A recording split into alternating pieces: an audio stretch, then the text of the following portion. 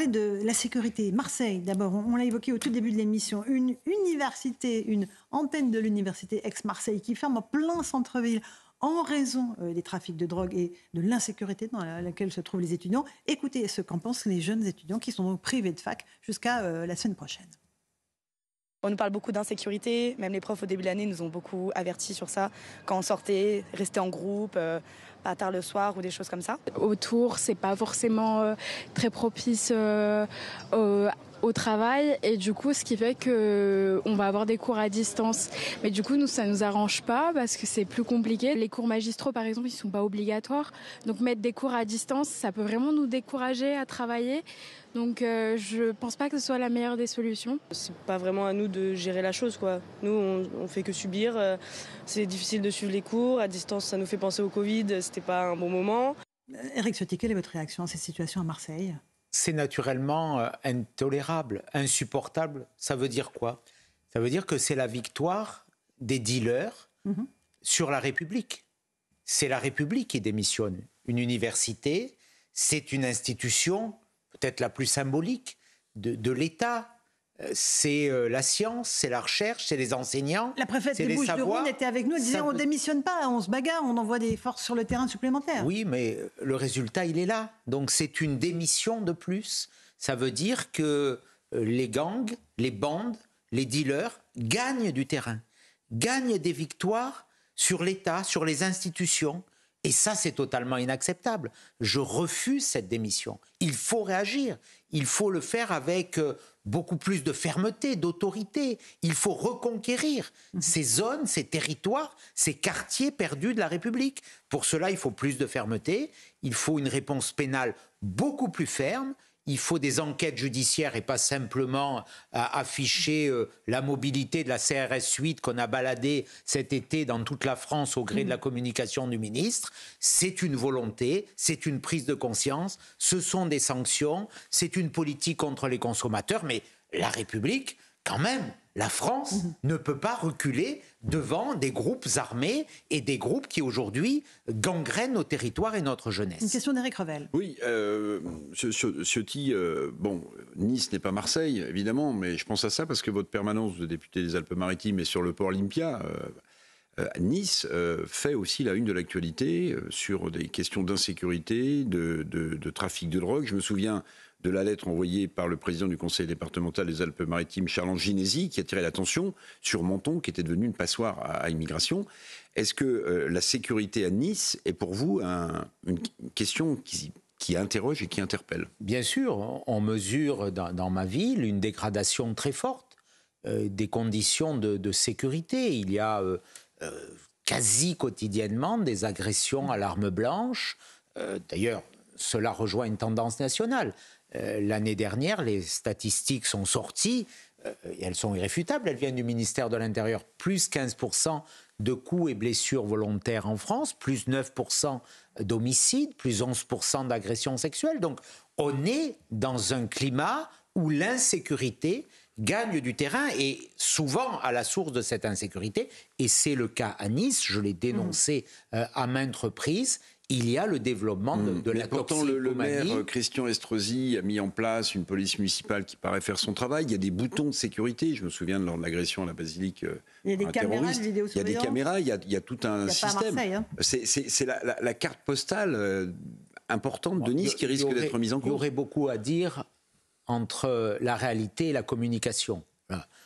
Le maire... De Christian Estrosi, vous voulez dire. Le maire, comme ses amis... macroniste est spécialisé dans la communication.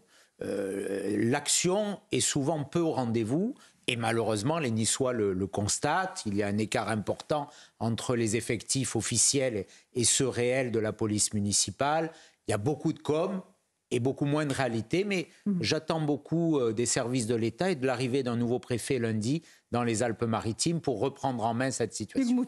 On parle d'immigration, Éric Revel l'a évoqué. Emmanuel Macron, aujourd'hui, a évoqué la possibilité d'étendre le champ du référendum. Pourquoi pas, pour favoriser les questions sur ce problème de l'immigration. Est-ce que ça va dans le bon sens ? En tout cas, vous attendez toujours le texte sur l'immigration ? Nous l'avions demandé Donc il faut être cohérent. Nous l'avons demandé dans notre proposition de loi de réforme constitutionnelle qui porte sur l'immigration. L'article 1er de cette proposition de loi visait justement à permettre de façon générale un référendum sur les questions d'immigration. Vous savez, les Français ne se sont jamais prononcés directement sur l'immigration. C'est aujourd'hui pour beaucoup une des premières préoccupations qui menace finalement quoi ? Qui menace nos modes de vie occidentaux. Ceux dont on a hérité et ceux qu'on veut transmettre à nos enfants.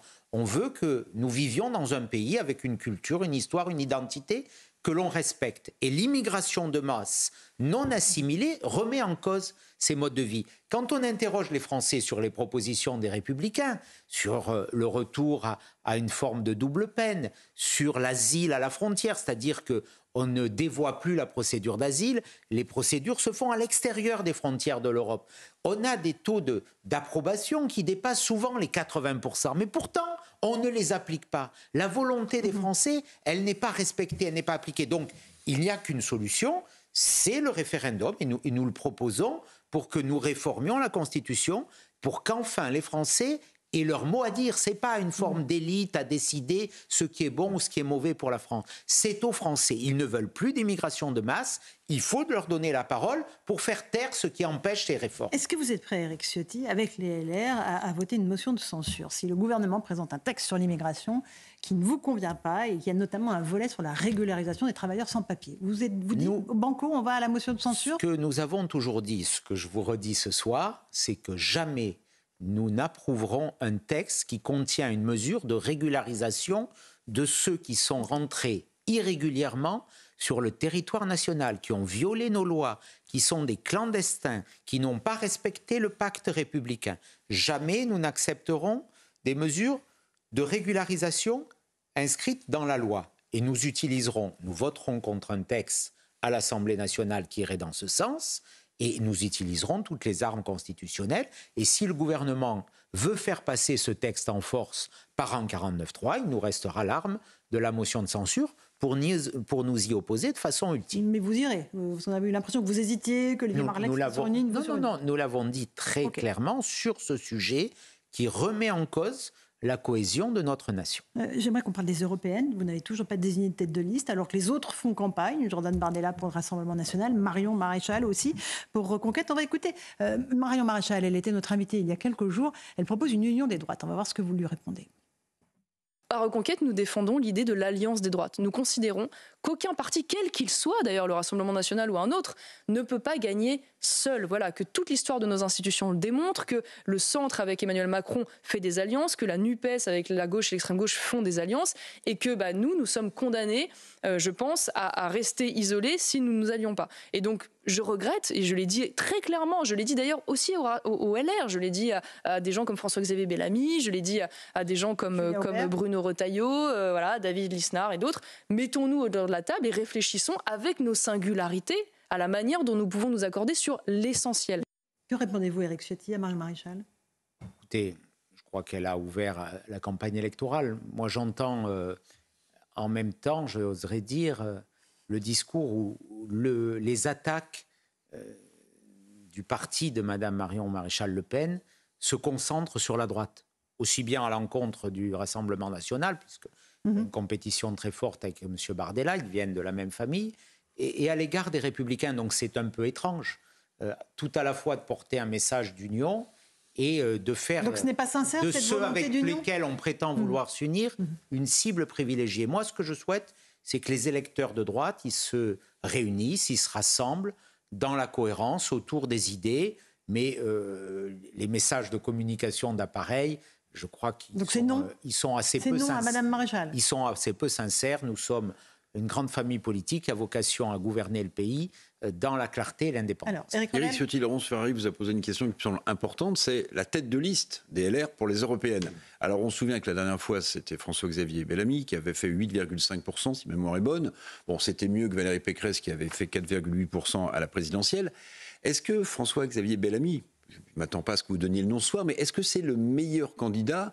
La liste de Marion Maréchal est créditée de 6%. En fait, elle défend un peu les mêmes thèmes. Est-ce que François-Xavier Bellamy a le meilleur profil politique pour être tête de liste aux européennes? Vous voyez, Je diffère un peu dans la question. En tout cas, c'est un très bon candidat. Et il a été un excellent président de notre délégation française au Parlement européen.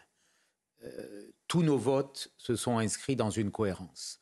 Que la France soit plus forte en Europe, que l'Europe soit moins naïve, notamment en protégeant mieux ses frontières, que ce soit sur les questions climatiques. Mais sur ma question... La taxe carbone, c'est François-Xavier Bellamy notamment. Donc il n'y a aucune raison qu'il ne soit pas tête de liste, c'est ce que vous nous dites ce soir. Il a des qualités, comme vous avez vous-même dit que je ne vous donnerai pas le nom ce soir. Oui, mais est-ce que c'est le meilleur candidat vous me permettrez pour les LRE? C'est un excellent En tout candidat. cas, c'est un très bon candidat ou un excellent. Bon, très bien. Un mot des Républicains. Emmanuelle Mignon, qui est l'ancienne conseillère de Nicolas Sarkozy, elle vient d'être nommée vice-présidente de votre parti.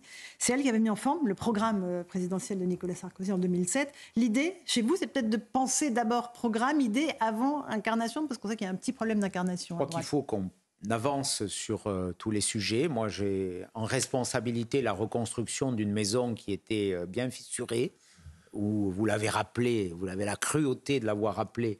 On a subi de lourdes défaites, mais mon objectif, c'est de porter ma famille politique vers la victoire en 2027.